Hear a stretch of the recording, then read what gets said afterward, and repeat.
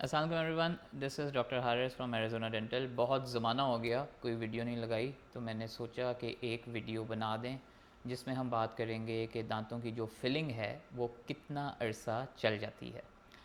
काफ़ी लोग फिलिंग करा के जाते हैं और फिलिंग के काफ़ी ज़्यादा पैसे देते हैं, 12,000, 15,000, 25,000।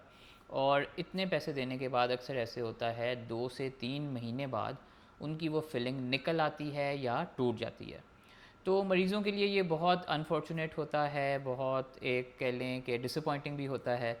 और वो परेशान हो जाते हैं और वो यही सोच रहे होते हैं कि या तो फिलिंग ठीक नहीं की हो गई होगी, मटेरियल ठीक नहीं होगा, या पता नहीं क्या मसला है जिसकी वजह से ये इतने पैसे भी लगाए, काम भी कराया और ज़ाया हो गई।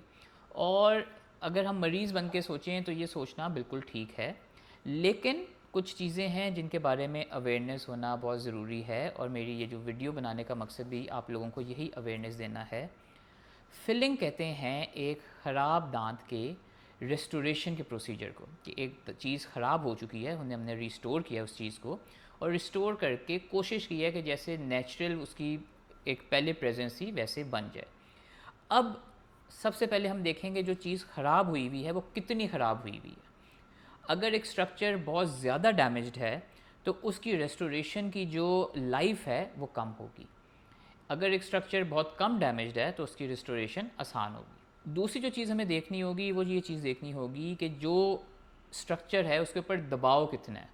दबाव कैसे पता लगता है? आपके ईटिंग हैबिट से, आपकी डाइट से, आपकी च्यूइंग फोर्स से, और आपकी पैरा फंक्शनल हैबिट से। पैरा फंक्शनल हैबिट्स मतलब आप ग्राइंडिंग तो नहीं करते, पेंसिलें या नाखून तो नहीं मुंह में बार बार डाल के चबाते रहते।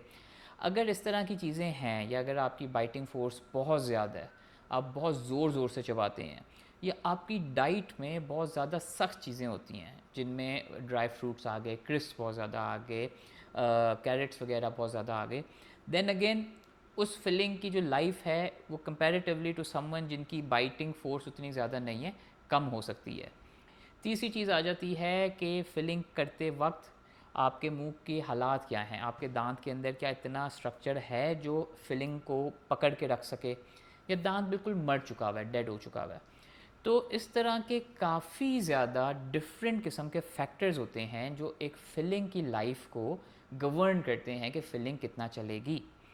अगर आप फिलिंग एक अच्छे डॉक्टर से करा रहे हैं, एक क्वालिफाइड स्किल्ड डॉक्टर से करा रहे हैं, तो भरोसा रखिएगा कि वो मटेरियल अच्छा ही यूज़ करेगा। उसने इतने अरसे से अगर काम कर रहा है तो अच्छे मटेरियल, अच्छे काम से ही काम किया है।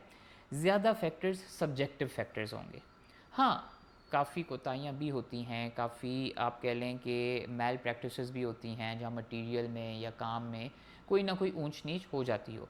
लेकिन जो ज़्यादा कॉमन चीज़ होती है वो ज़्यादा डिस्कस करनी चाहिए। और ज़्यादा कॉमन चीज़ यही होती है, जो सब्जेक्टिव फैक्टर्स होते हैं, जो इंडिविजुअल फैक्टर्स होते हैं, जो हर इंसान में डिफरेंट होते हैं, वो आपकी फिलिंग की लाइफ को गवर्न करते हैं। अगर ये सारी चीज़ें कांस्टेंट रखी जाएं, मतलब हर इंसान में सारी चीज़ें सेम हों, तो फिर फिलिंग गारंटीज़ के साथ आती या लाइफ के साथ आती कि आज फिलिंग हुई है, 2030 तक ये सही चलेगी।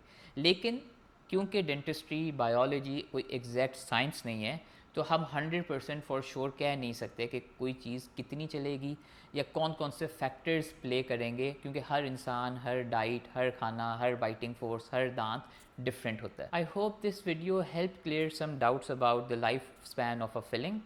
इसी तरह की और वीडियोस उम्मीद है कि मैं कोशिश करूँगा कि बनाता रहूँ। Thank you so much. अल्लाह हाफिज़।